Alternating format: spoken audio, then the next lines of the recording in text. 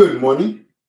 This is Robert Goodman here on Positive Stroke, Staying Clean, and I'm so happy that you're here and a part of my recovery. It's a pleasure that you allowed me the pleasure of being a part of your recovery. And today, I want to talk about some things. Checking on yourself.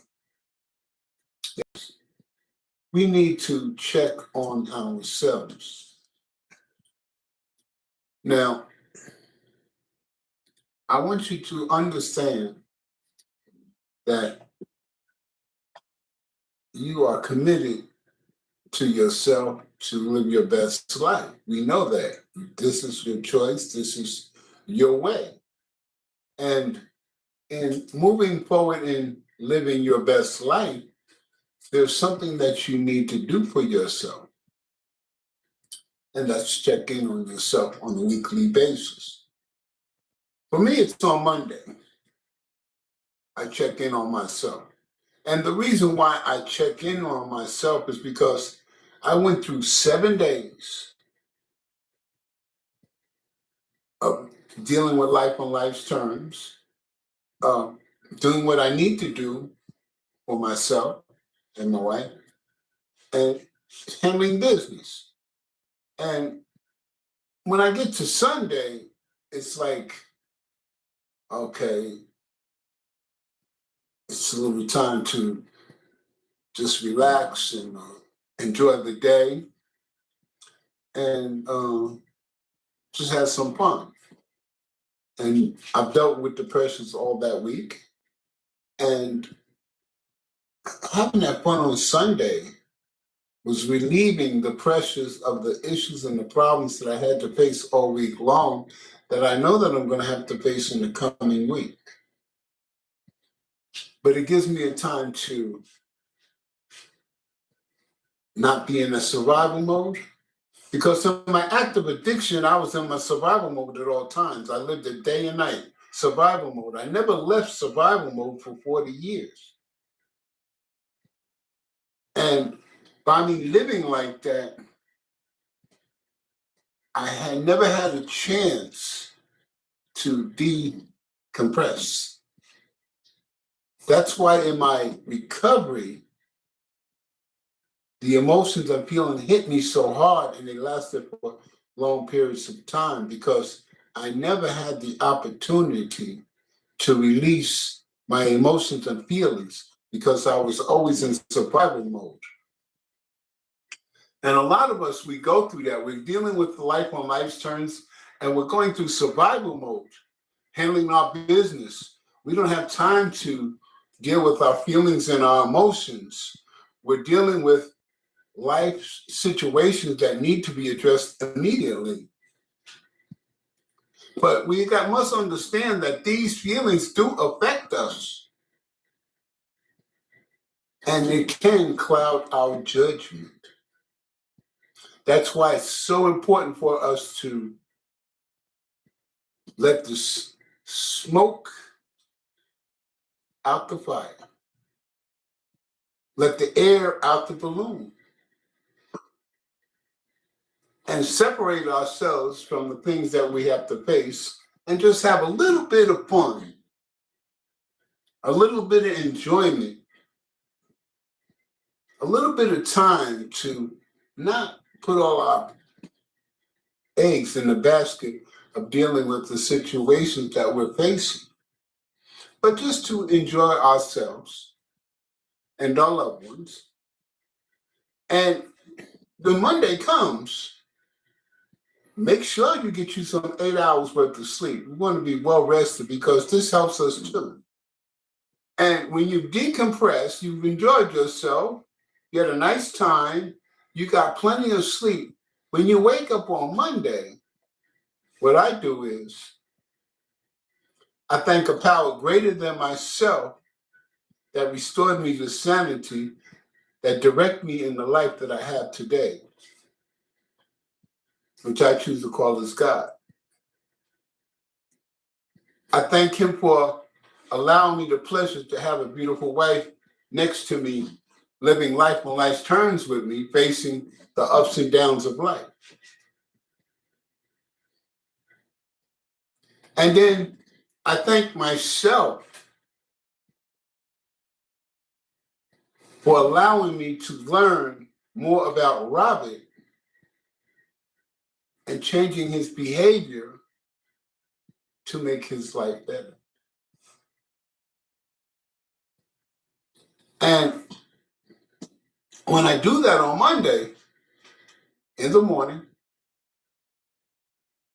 I'm good. I'm happy. I'm at peace. I'm ready to face the challenges that I have to face on Monday. I'm ready. I didn't carry the animosity, feeling bad, or the negative feelings of the past week into Monday. I've let that go and give it to a power greater than me, which restored me to sanity, will help me get through these things that I need to get through. I don't let the negative feelings of others divert me from my primary purpose of living my best life or accomplishing the things I need to accomplish for me and my wife.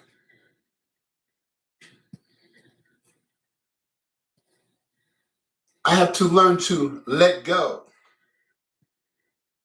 Because, the funny thing is that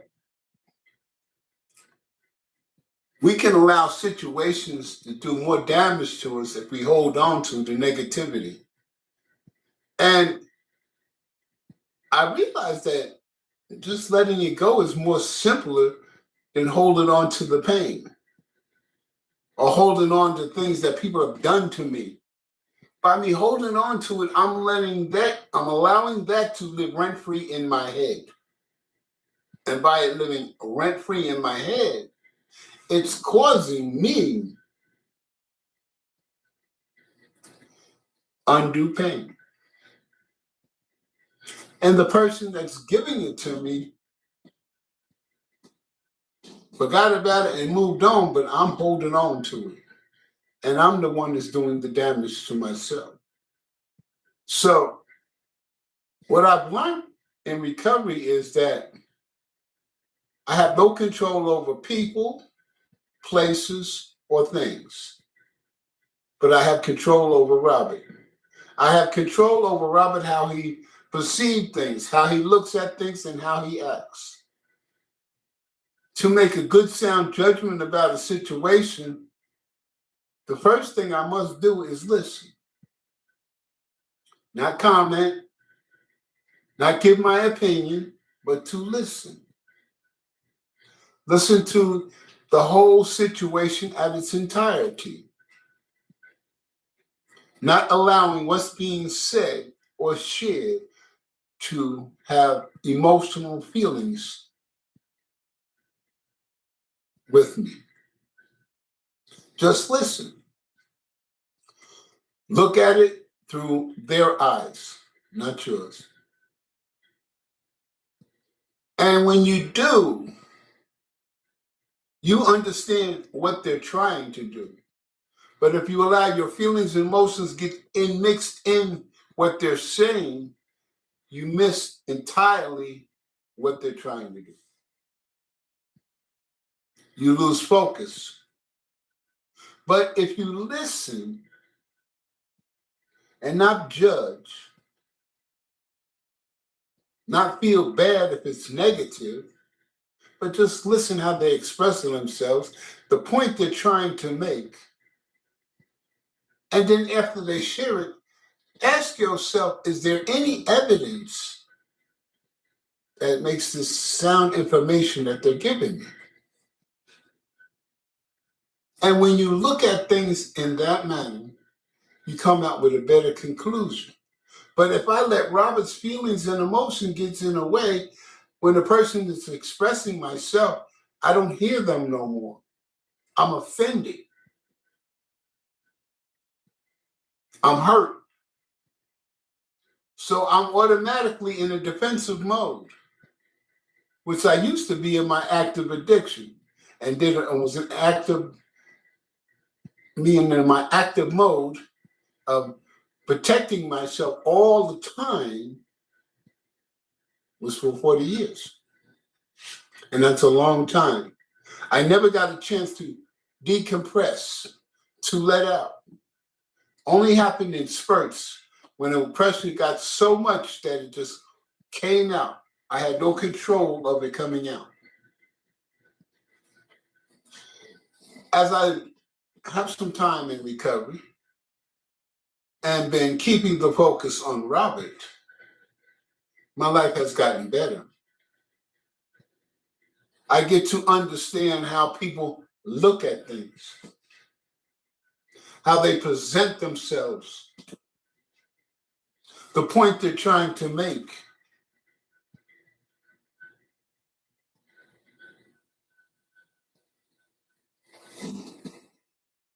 Recovery taught me that the only actions that I should be concerned about is my own.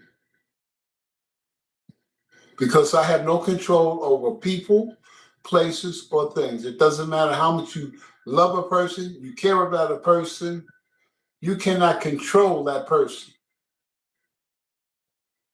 Because they're going to make choices that they feel that's good for them.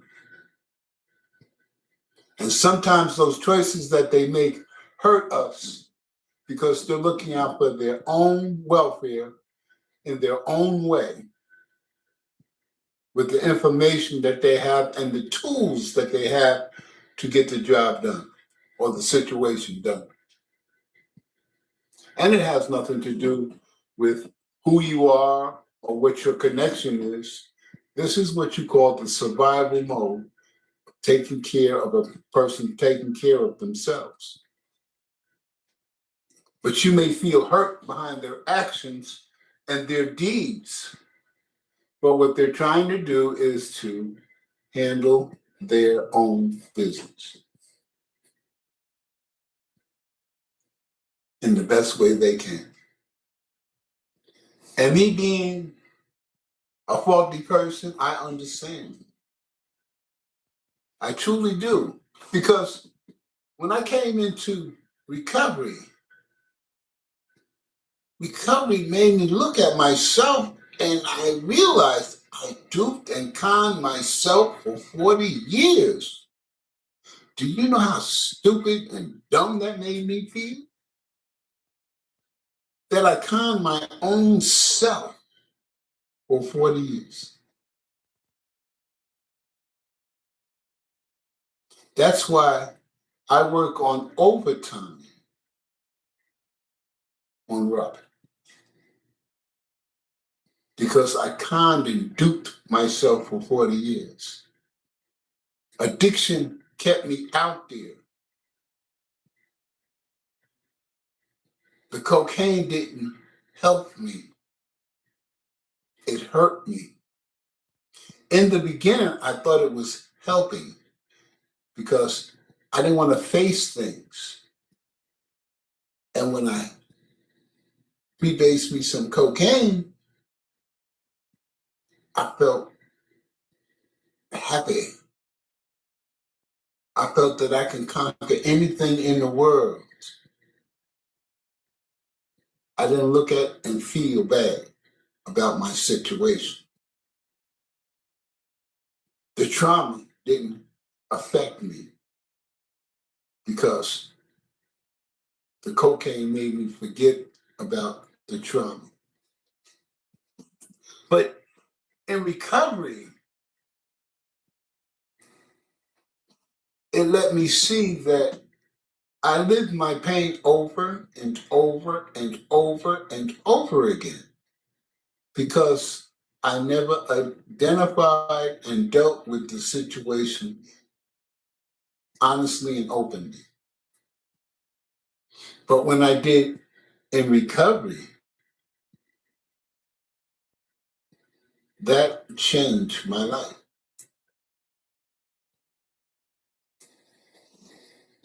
So the point I'm trying to make is that the best focus you can do to love others is to love yourself. When you love and care for yourself, you have peace and joy in your heart. And you can extend that peace and joy to others. You'll have concern, genuine concern for others. You could be more compassionate and loving. You're willing to help more. Why? Because you're good. You're good.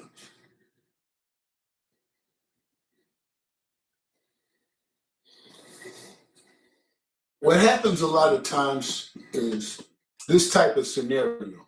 Now, I'm going to do some exaggerating, but it's basically this type of scenario. This is the people choose wrong choices to make things better. So, this man's married and he lost his job. Bills are piling up. So he gets in his idea that, hey, listen, Chalky down the store that works at the store, they take in $5,000 and $6,000 a day, and they only go to the bank on Friday. So if we get $3,000 a day times 5, that's $15,000. If I can get $15,000 out of that deal, then we're good for 3 months. And that'll give me enough time to find a job and to circulate money back into the house.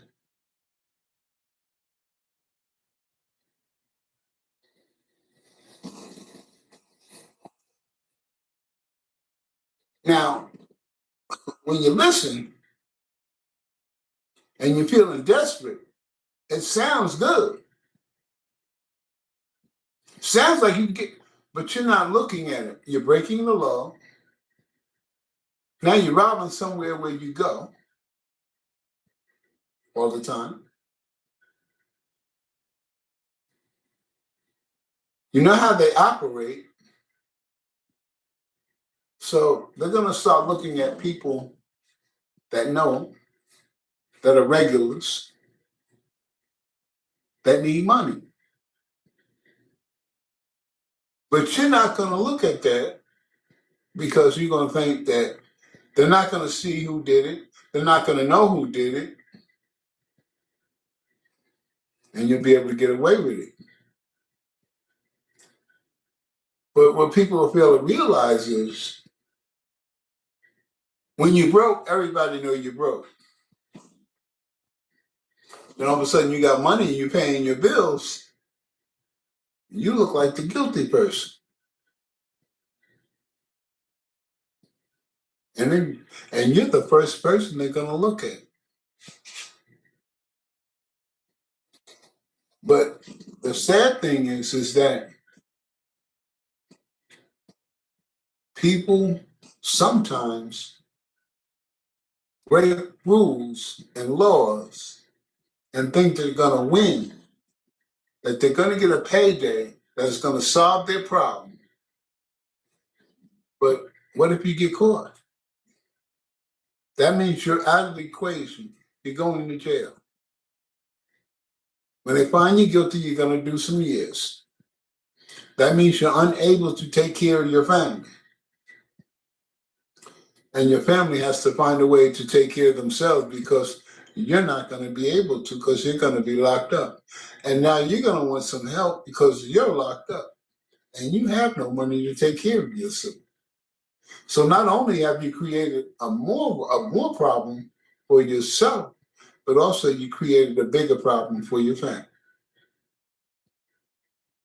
But when you was looking at the situation, when the person was looking at the situation, he was selling himself a dream that he could get away with it. He was selling himself a dream that everything is going to be okay. He's selling himself a dream to do something that is wrong.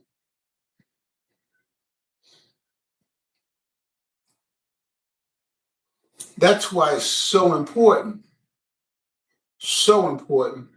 to keep the focus on ourselves and work on ourselves to make ourselves better.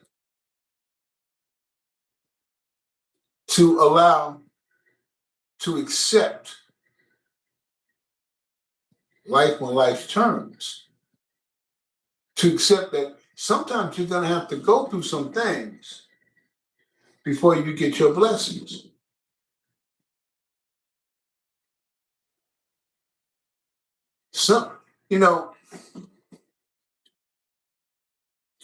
I was thinking about Tyler Perry and how he lived in his car for a period of time. He stayed focused on his dream. He went after his dream. He didn't go after the money. He went after his dream. He went after what he believed in, what he was making. He believed in his product, his content. He believed in his material. And when his material was accepted, the money came.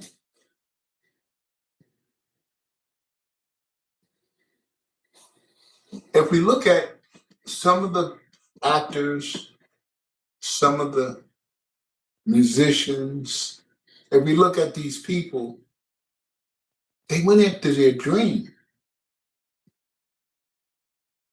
They pushed what they was good at, what they believed in. And then the money came.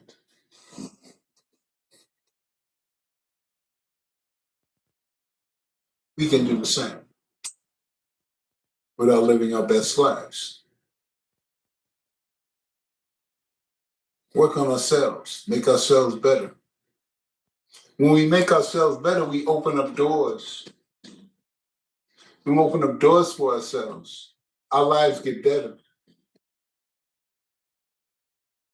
We focus on our dreams and our goals, not the money, on the dreams and the goals.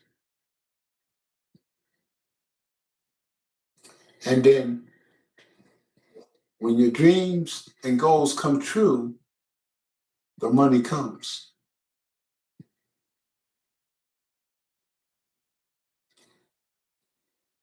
But you can prepare yourself for that. To be smart. To remember all the negative things that you've experienced to get to that point. It's just like I look back to my active addiction, all the things I went through to get to recovery, and then all the things I had to face during my recovery to get to this point in my life today. It's all a part of me. It's all the things that I've experienced. And what this momentum of moving forward did for me was I constantly made myself better. And as I made myself better, then my relationship and the people around me got better. Why? Because I'm working on self to make my life better and to live my best life. And as you work on yourself and make your life better, joy comes into your heart. You feel good about yourself. You sleep at night. You have peace. You have happiness because you're working to make yourself better. And your association with others becomes better. But when we don't work on ourselves and we're dealing with things and we're just letting it live rent-free in our head, then we become evil. We become judgmental. We're ready to go to war. Why? Because we allowed the negativity and the mistakes to rule us instead of working on making ourselves better and changing our behavior. I hope what I shared today makes you think and say, yep, it's Monday. Let me go over last week.